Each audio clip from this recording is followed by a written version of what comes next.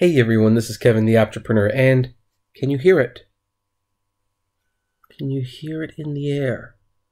It's the sound of Uber losing their ability to hide behind the independent contractor status.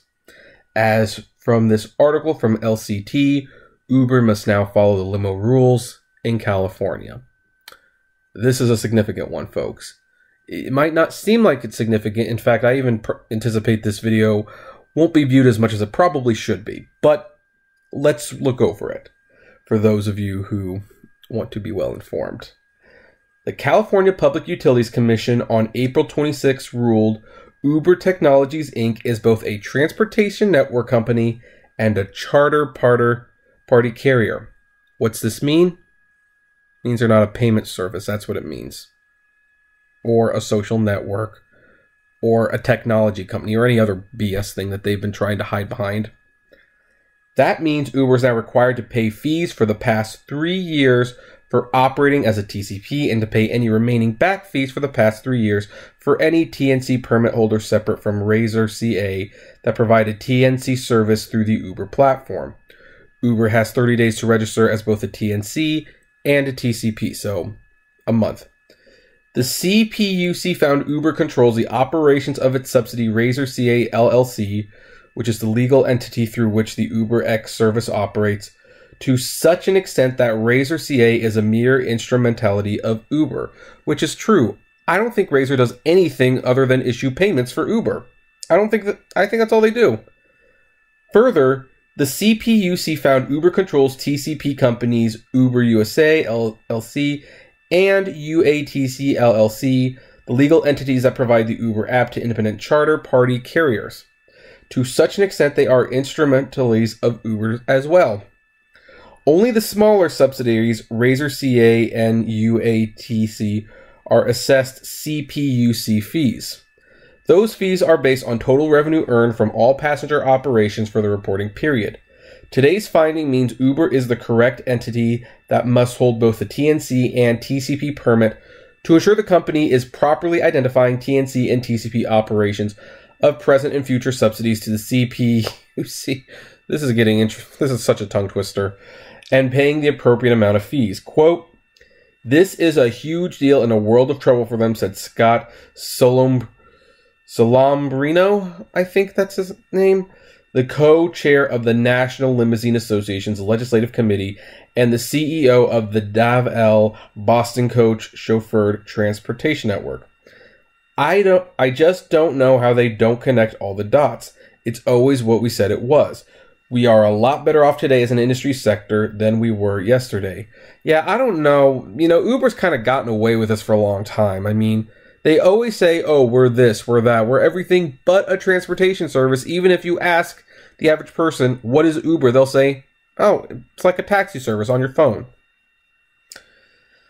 Solambrino told LCT today's decision is the first step in a series of anticipated actions that will conclude Uber is no different than any other chauffeured transportation operation in the U.S.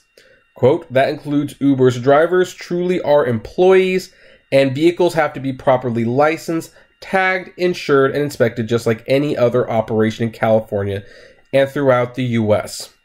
We hope the case sets a precedent that state, local, and federal governments finally recognize. A level playing field should have long ago been established so people are able to compete in an open market," which I agree with. I do personally think, and I have said this before, and I still agree with this, I think maybe the limousine and the taxi company should have been more deregulated. Again, I don't know why they're paying a meter fee. The medallion system is stupid. But you know what? Otherwise, yeah, I agree. Like, why aren't people's personal cars inspected better and stuff like that? I mean, I remember when I started driving for Uber, like, they checked the tires, they checked the engine. They wanted to go through, like, a mechanic so the mechanic could ensure that it was working properly. I remember they said the tires weren't good enough, so I had to buy a whole new set of tires just to drive for Uber. Now, you drive up, someone goes out, and they're like, okay, blink, sign left, sign right, put the emergency brakes on, press brake and put it in reverse, and if all the lights check out, then you're good to go.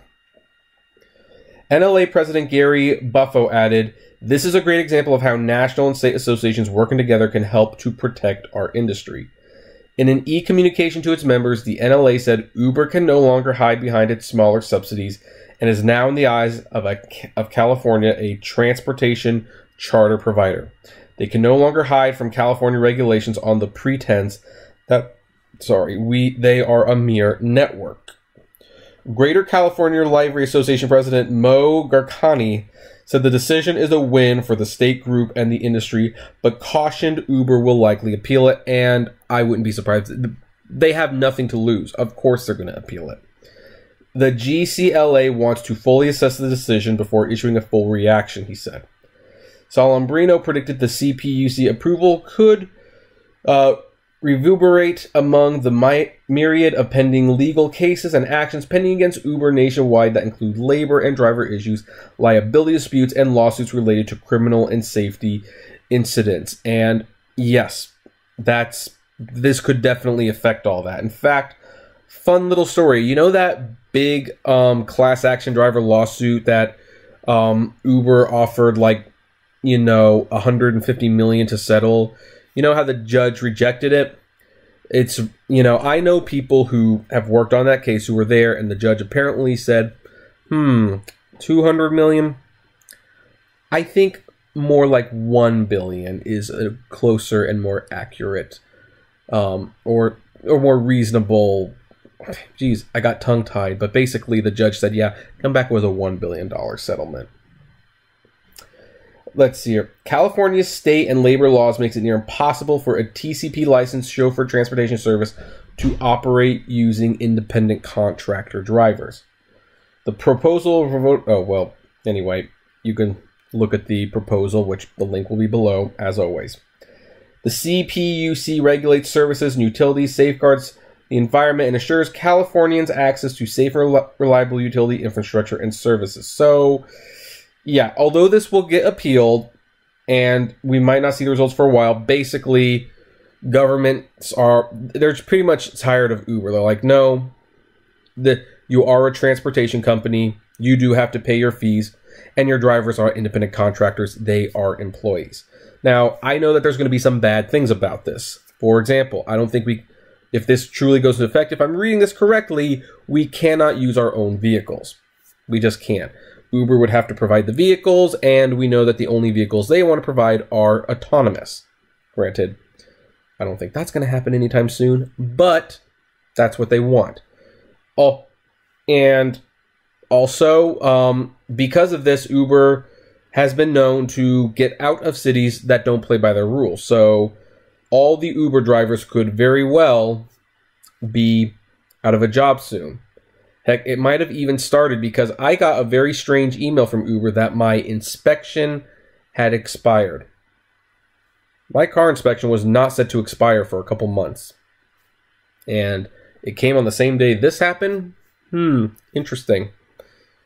Now we should ask the question, though, is this a good thing?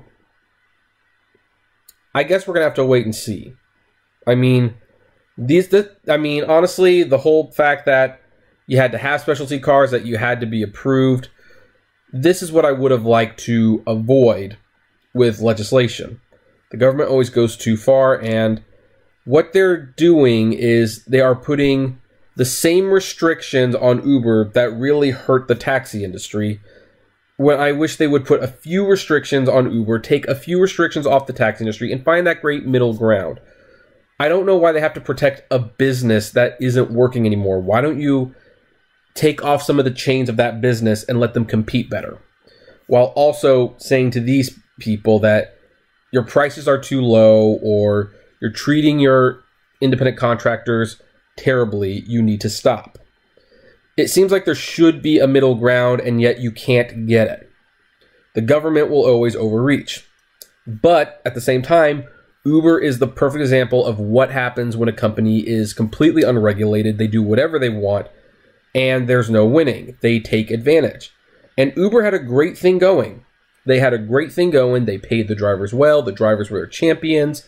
And everyone loved them. And there was no reason to go after them, unless you were a taxi driver. Now, you know what? It's it's just simple logics.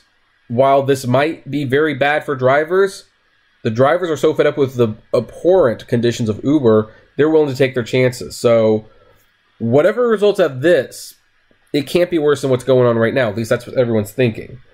This could be worse. We don't know that, but it could be worse. But right now, drivers are willing to try anything. So now I pass the question to you. Do you like this? Are you concerned about this? I would love to know. Comment below. Like, favorite, share, subscribe. If you enjoy the videos I make, consider becoming a Patreon member for as little as $1 a month. And as always, blame responsibly. Have a good one.